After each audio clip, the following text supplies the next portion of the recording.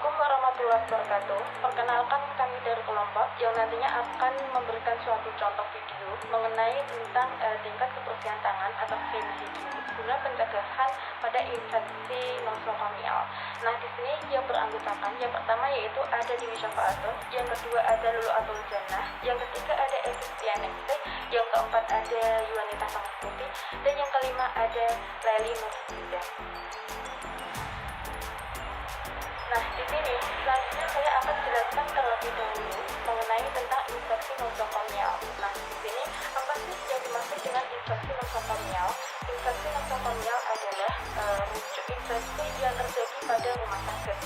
Yang itu artinya adalah seseorang bisa dikatakan terkena infeksi nosokomial apabila terkenanya itu di lingkungan rumah sakit atau lain.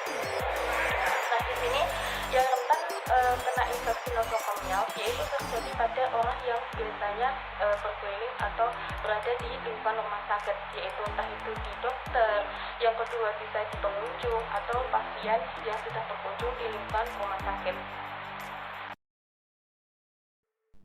Penyebab terjadi infeksi nosokomial. Yang pertama, suntikan yang tidak aman. Kemudian yang kedua, penggunaan alat medis tanpa adanya tunjangan dari laborat.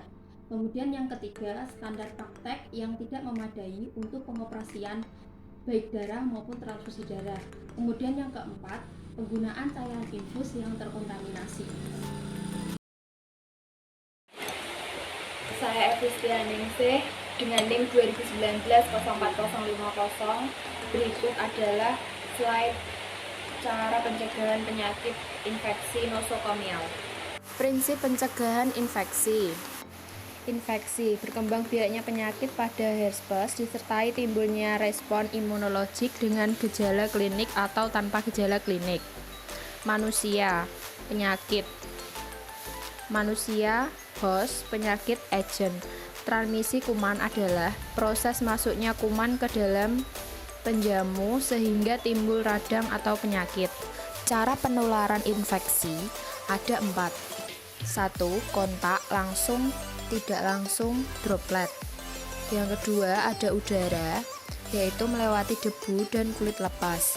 3. Alat, yaitu darah, makanan, cairan, intravena. Yang keempat ada vektor atau serangga, nyamuk, lalat. Pengertian prinsip pencegahan infeksi: suatu usaha yang dilakukan untuk mencegah terjadinya resiko penularan infeksi mikroorganisme dari lingkungan klien dan tenaga kesehatan atau nakes.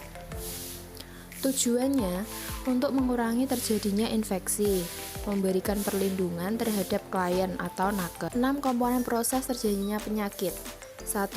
Reservoir, 2. Penyebab penyakit, 3. Jalan masuk dan 4. Keluarnya penyebab penyakit dari host, dan kelima adalah kepekaan penjamu. Tindakan yang dilakukan untuk pencegahan penyakit.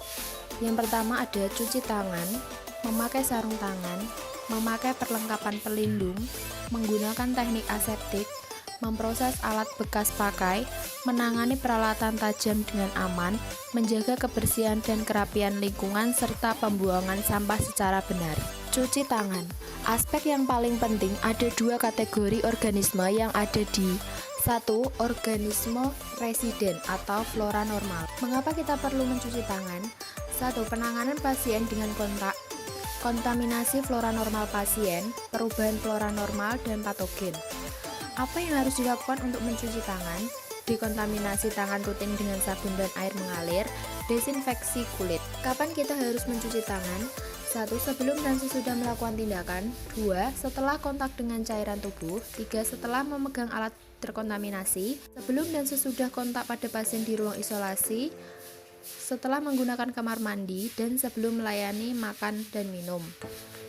Pada saat akan tugas dan akhir tugas.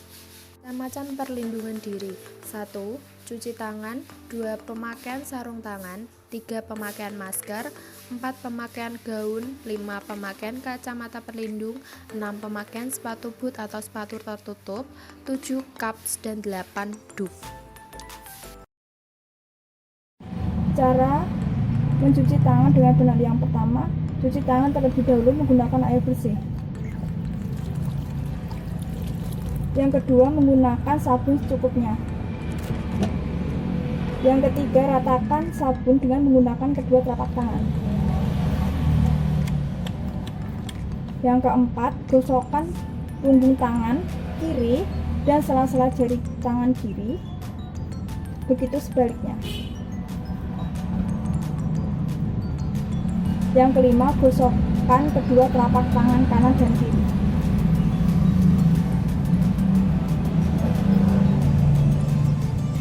Yang ketujuh, gosokkan ibu jari kiri dengan cara menggenggam telapak tangan kanan dengan memutar.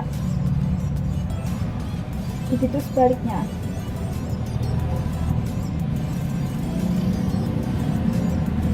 Yang kedelapan, ujung jari kanan ditaruh ke telapak tangan kiri dengan cara memutar. Begitu sebaliknya ya.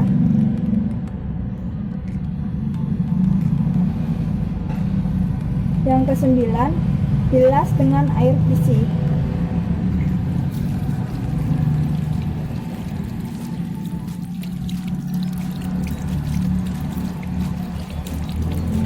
Yang ke-10, lap dengan tisu atau Yang ke-10, lap dengan tisu atau serbet.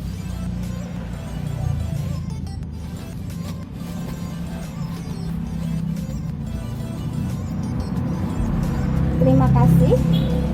Itu adalah tata cara cuci tangan dengan benar.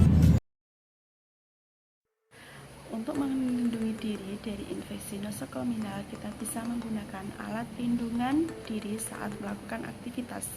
Alat pelindungan diri ini terdiri dari masker, handscoon, pelindung kepala, dan pelindung kaki. Nah, yang terakhir, menjaga sanitasi lingkungan yang benar. Sebagaimana kita ketahui, pelayanan kesehatan menghasilkan sampah medis. Untuk itu, kita memerlukan manajemen yang baik untuk menjaga keamanan tenaga instansi rumah sakit atau instansi medis lainnya, dan pengunjung pasien dan masyarakat.